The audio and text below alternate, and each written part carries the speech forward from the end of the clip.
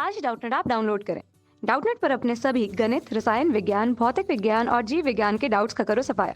बस प्रश्न की फोटो खींचो, एक ही प्रश्न को क्रॉप करो और तुरंत वीडियो सोल्यूशन पाओ। अभी डाउनलोड करें। दोस्तों प्रश्न है कि एक त्रिभुज ABC की माध्यिकाएं BE और CF G पर प्रतिच्छेद करती हैं, तो दर्शाइए कि त्रिभुज GBC का क्षेत्रफल चतुर्भुज AFGE के क्षेत्रफल के बराबर है। ठीक है, चलिए इसे हल करते हैं। दोस्तों त्रिभुज हमारे सामने दिख रहा है ABC, और इस त्रिभुज में BE एक माध्यिका है और CF एक दूसरी माध्यिका है, और यह AB को CF माध्यिका AB को F पर और AC माध्यिका AC को BE माध्यिका E पर प्रतिच्छेदित कर रही है। तो हमें सिद्ध करना है कि GBC जो त्रिभुज है, इसका क्षेत्रफल जो है वो चतुर्भुज AFGE के बराबर होगा। ठीक है, तो चलिए दोस्तों इसे हल करते हैं। दोस्तों यहाँ पर जो दो मुख्य बिंदु हैं जिन पर हमें ध्यान देना है, पहली प्रमेय है कि सबसे पहली प्रमेय है कि किसी त्रिभुज के दोनों भुजाओं के मध्य बिंदुओं को मिलाने वाली रेखा तीसरी भुजा के समांतर होती है। यह पहली बात है। ठीक है, और दूसरी क्या है, एक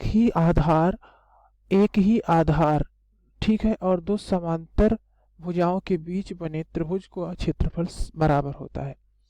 हम इन्हीं दो प्रमेय का यहाँ पर इस्तेमाल करेंगे। तो सबसे पहले देखते हैं।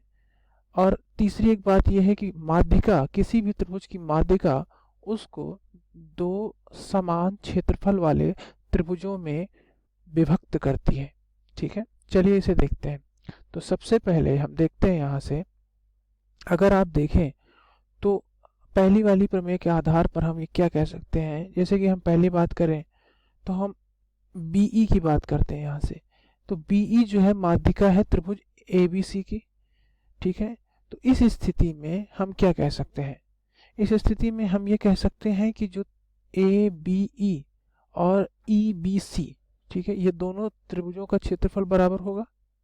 ठीक है, तो कह सकते हैं कि जो त्रिभुज ABE का क्षेत्रफल होगा वो बराबर होगा त्रिभुज BEC के।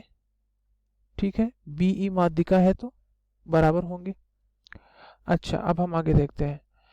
दोस्तों त्रिभुज ABE को हम क्या लिख सकते हैं, त्रिभुज ABE को हम लिख सकते हैं चतुर्भुज AFGE। इसका क्षेत्रफल अगर हम जोड़ दें, ठीक है, और फिर उसमें हम त्रिभुज BFG का क्षेत्रफल जोड़ दें, तो ये क्या हो जाएगा, ये किसके बराबर होगा, ये हो जाएगा BEC। अब BEC को अगर आप देखें तो इसमें एक त्रिभुज है हमारा त्रिभुज BGC। ठीक है, और दूसरा क्या त्रिभुज है, दूसरा त्रिभुज है GEC। तो हम इनको जोड़कर यहाँ से इसको हल कर लिए, तो हमें पता चल गया। ठीक है, पहली स्थिति मैंने बताई दोस्तों कि माध्यिका क्या होती है। माध्यिका हमने बताया कि जो सबसे पहले एक त्रिभुज को दो बराबर क्षेत्रफल वाले त्रिभुजों में विभक्त करती है। उसके आधार पर हमने ABC को दो बराबर त्रिभुज ABE और BEC में विभक्त कर लिया।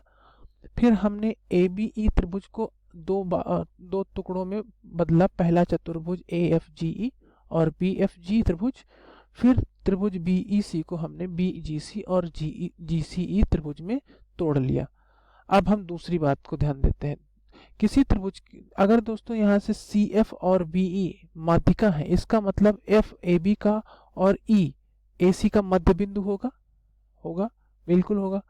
और अगर F और E मध्य बिंदु है AB और AC के, इसका मतलब इनको मिलाने वाली रेखा BC के समांतर होगी, क्योंकि किसी त्रिभुज के दो भुजाओं के मध्य बिंदुओं को मिलाने वाली रेखा तीसरी भुजा के समांतर होती है।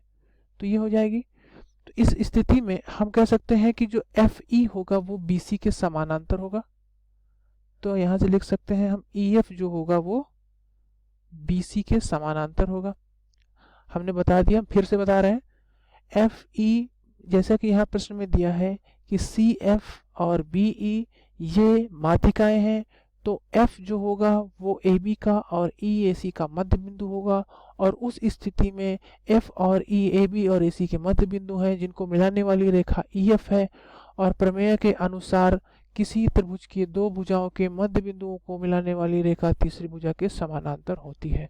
इसका मतलब कि EF जो है वो BC के समानांतर होगी। ठीक है, अब दोस्तों हम तीसरी प्रमेय पर चलते हैं, जिसको हमने बोला था कि किसी जो त्रिभुज, कोई भी दो त्रिभुज हैं जिनमें से उनका आधार समान है, जैसे EF आधार पे देखिए कोई दो त्रिभुज, जैसे हम ले लेते हैं त्रिभुज EFC, ठीक है, और क्या ले लेते हैं त्रिभुज EFB, EFC और EFB, ये दो त्रिभुज ले लेते हैं।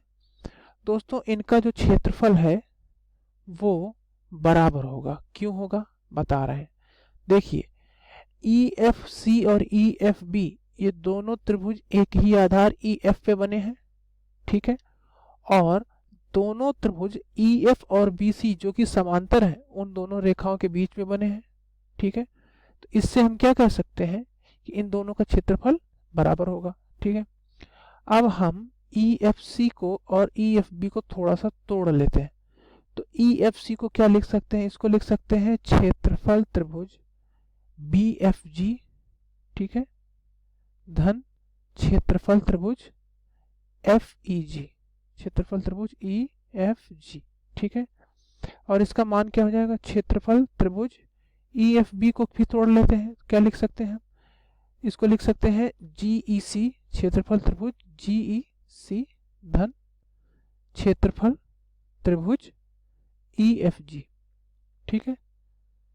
अब दोस्तों क्षेत्रफल त्रिभुज EFG दोनों जगह उभयनिष्ठ आ रहा है, तो यह एक दूसरे को निरस्त कर देगा, काट देगा।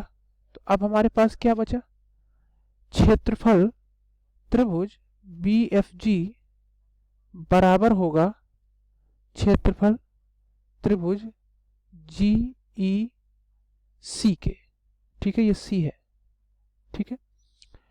इस स्थिति से हम कह सकते हैं कि अगर आप इस समीकरण में आए, इस वाले में, यहाँ पर बाएं पक्ष में चतुर्भुज AFGE धन चतुर्भुज BFG है, त्रिभुज BFG है, और यहाँ पर त्रिभुज BGC है और त्रिभुज GEC है, ठीक है। ये समीकरण एक अगर होता तो इसे समीकरण 2 मानते, तो हम क्या कह सकते हैं, समीकरण 2 से अगर हम एक में देखें तो क्या GEC की जगह हम त्रिभुज BFG का क्षेत्रफल नहीं रख सकते, रख सकते हैं। तो उसे लिख सकते हैं हम क्षेत्रफल चतुर्भुज AFGE धन क्षेत्रफल त्रिभुज BFG बराबर क्षेत्रफल त्रिभुज BGC धन क्षेत्रफल त्रिभुज BFG हो जाएगा। अब ये बराबर है तो BFG से BFG निरस्त हो जाएगा, तो क्या मान मिलेगा हमें, हमें मान मिलेगा क्षेत्रफल चतुर्भुज AFGE, इसका मान बराबर होगा क्षेत्रफल त्रिभुज BGC के, ठीक है। तो ये मान हमें मिल गया, धन्यवाद। और यही सिद्ध हो गया ना, तो धन्यवाद दोस्तों। कक्षा 6वीं से 12वीं से लेकर नीट IIT JEE वो एडवांस के लेवल तक 1 करोड़ से ज्यादा छात्रों का भरोसा। आज ही डाउनलोड करें डाउटनेट ऐप या व्हाट्सएप करें अपने सारे डाउट्स 8400 400 400 पर।